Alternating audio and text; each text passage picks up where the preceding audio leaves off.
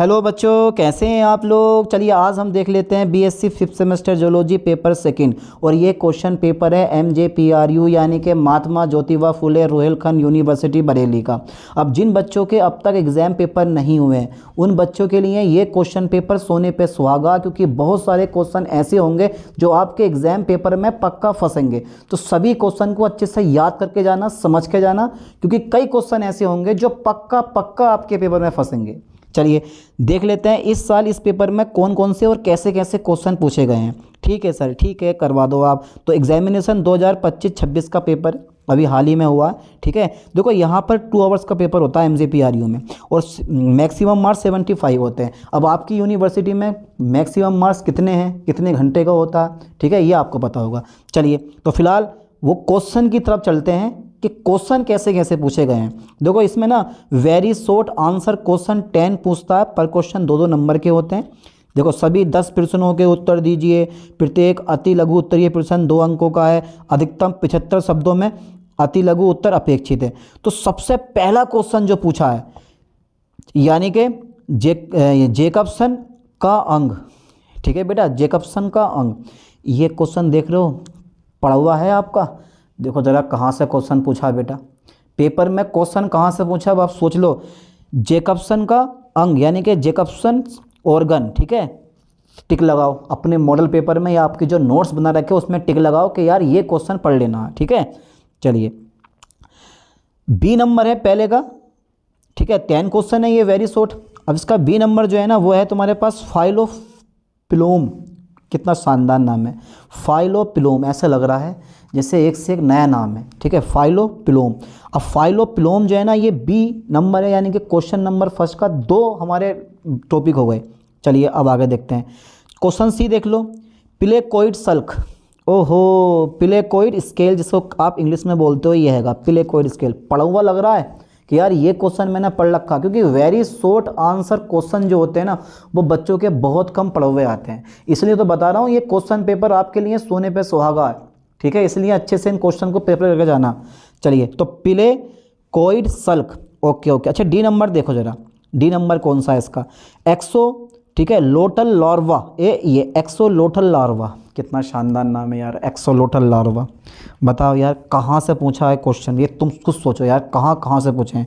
Extol यानी कि axolotl larva. चलिए, और ये तो भैया सेकंड यूनिट का सबसे मोस्टली इंपॉर्टेंट है, ये तो आपको पक्का पढ़ के जाना ही जाना था। और जो बच्चे पढ़ के गए हैं ना उनका मज़ा है। एक शॉर्ट क्वेश्चन पक्का, न्यूटेनी, ठीक है, न्यूटेनी इज़ अ राइट। चलिए आगे देखते हैं जरा, एफ नंबर देख लो इसका, example of cold blooded animals, यानी कि असमतापी जंतुओं के उदाहरण। ओहो, असमतापी जंतुओं के उदाहरण 2 या 3 उदाहरण दे दो, 5 दे दो जी, कोई दिक्कत नहीं है, वेरी शॉर्ट है ना, 5-6 आप उदाहरण दे दो, हो जाएगा काम। असमतापी जंतुओं के उदाहरण।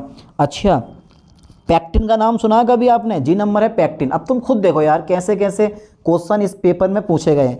पैक्टिन, ओहो बड़ा बढ़िया है यार पैक्टिन। चलिए तो ये तो शायद सबने पढ़ रखा होता है ये वाला, आर्कियोप्टेरिक्स, ठीक है, आर्कियोप्टेरिक्स। तो आर्कियोप्टेरिक्स, जिसने भी थोड़ा सा रिक्स उठाया वो आगे बढ़ा। ठीक है, बोलता है ये आर्कियोप्टेरिक्स। तो आर्कियोप्टेरिक्स पढ़ो, टिक लगाओ, मॉडल में टिक लगाओ, कहाँ है कहाँ नहीं है, कौन सी यूनिट में कौन सी यूनिट में नहीं है, टिक लगाओ जल्दी फास्टली, लगा लिया, ठीक है।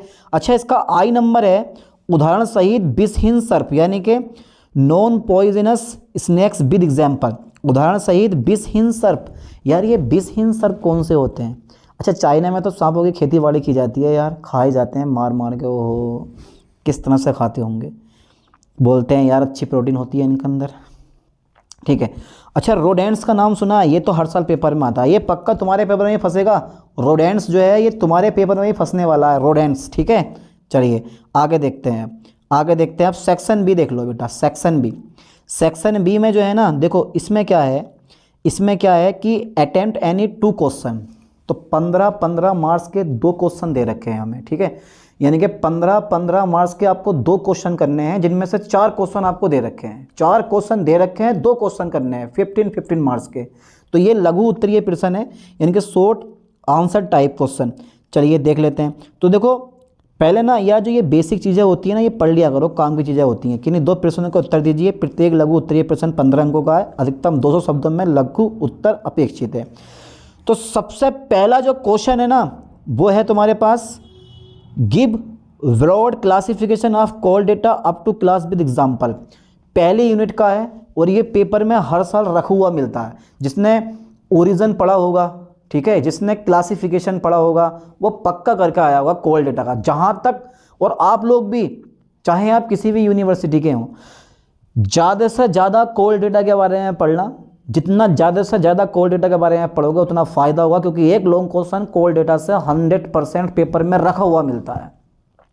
अगर अब आप ये सोच रहे हो कि मैं अपने पास से बना बना के लिखूंगा, भाई कब तक बना बना के लिखोगे तुम, ये बताओ।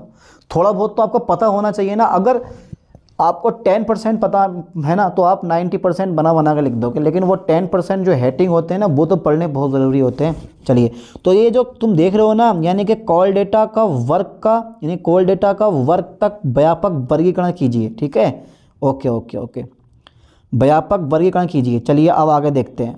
अच्छा, क्वेश्चन नंबर 3 है। ये तो हर साल की तरह इस साल भी आ गया यार। ठीक है, discuss retrogressive metamorphosis. Discuss retrogressive metamorphosis in Herdmania.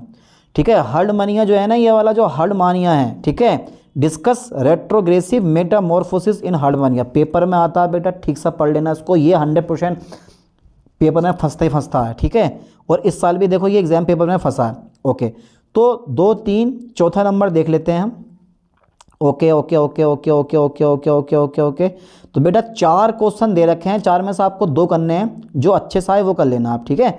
अच्छा, फिर नया क्वेश्चन है, कमेंट अपॉन द फ्लोइंग, यानी कि बीटिंग मैकेनिज्म इज स्नेक्स। हर साल पेपर में आता है। एसेसरी रिस्पायरेटरी ऑर्गन्स, ठीक है, विजुअल रिसेप्टर इन मैन।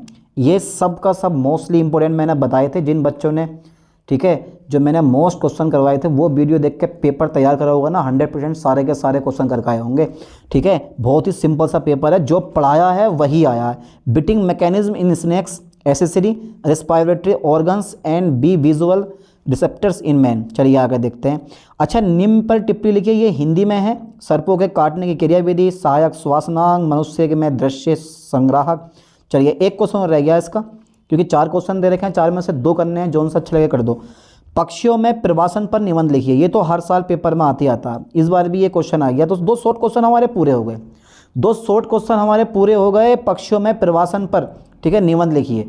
ठीक है, ये क्वेश्चन 2023 में आया हुआ, 2024 में आया हुआ, और 2025 में भी क्वेश्चन ये फंसी गया। पक्षियों में प्रवासन पर निबंध लिखिए, और 2026 में भी आएगा पक्का। चलिए अब आगे देखते हैं। सेक्शन सी आ गया हमारा। सेक्शन सी, तो अधिकांश बच्चों ने जो है ना, ये वाले क्वेश्चन करके आए होंगे। वो पहला तो ये हार्डमानिया वाला पक्का, पहला तो ये हैगा हमारा कॉल डेटा वाला, जिसने कॉल डेटा पढ़ रखा है, कोई बात नहीं है। दूसरा जो है ये हमारा पक्षियों में प्रवासन पर निबंध लिखिए। वैसे लॉन्ग में आता है, लेकिन ये शॉर्ट में डाल दिया इस बार। थ्योरी है बिल्कुल, बस हेडिंग वगैरह थोड़े से याद हो, बस लिख दोगे बना के। अच्छा, सेक्शन सी है, 25 मार्क्स का केवल 1 क्वेश्चन करना होता है। ठीक है, वरना कुछ यूनिवर्सिटी ऐसी है जिनमें 2 क्वेश्चन करने होते हैं बच्चों को, लॉन्ग क्वेश्चन, लेकिन इसमें केवल 1 ही करना है। पर एक ही जो है बहुत बड़ा होता है। ठीक है, चलिए स्टार्ट 1 2 3। तो क्वेश्चन 6 से देखो 3 क्वेश्चन दे रखे हैं, 3 में से 1 करना। जो आपसे ज़्यादा आता होगा वो आपने करा होगा पक्का। तो कशेरुकियों में ब्रेक के विकास का वर्णन कीजिए। Explain evolution of kidney in vertebrates. ठीक है, कशेरुकियों में ब्रेक के विकास का वर्णन कीजिए। ठीक है, कर दिया होगा आप लोगों ने। ये तो बड़ी मुश्किल से करा होगा, क्योंकि बहुत कम बच्चों का ये पढ़ा हुआ होगा, लेकिन ये पढ़ा हुआ होगा। Give a comparative account of brain in vertebrates. ज़्यादातर बच्चे ये करके आए होंगे क्वेश्चन, और ये ना करके आए होंगे तो सबसे ज़्यादा मोस्टली ये मैंने बताया था 8वां क्वेश्चन कि explain structure functions and derivatives of integument in vertebrates, यानी कि कशेरुकियों में, ठीक है, अध्यावरण की संरचना, कार्य एवं इसके व्युत्पन्नों का वर्णन कीजिए। ये तो 100% आप लोग करके आए होंगे। ठीक है, तो तुम लोग पेपर देख लो यार, 2025 वाला पेपर कैसे पूछा गया है। ठीक है, 2025-26 का पेपर में कैसे कैसे और कौन कौन से क्वेश्चन पूछे गए हैं। कुछ क्वेश्चन सर्वहारी हैं जो हर साल पेपर में आते हैं। ठीक है, चलिए, तो जिन बच्चों के भी अभी तक एग्जाम ना हुए हैं, इन क्वेश्चनों को अच्छे से तैयार कर लेना भाई, आपके काम की चीज़ है। ठीक है, तो ये 2025-26 का पेपर है, तो इन्हीं क्वेश्चन को अच्छे से तैयार करो। क्या पता कितने क्वेश्चन आपके एग्जाम पेपर में फंस जाएं। ठीक है, चलिए मिलते हैं नेक्स्ट वीडियो में नेक्स्ट लेक्चर के साथ। थैंक्स।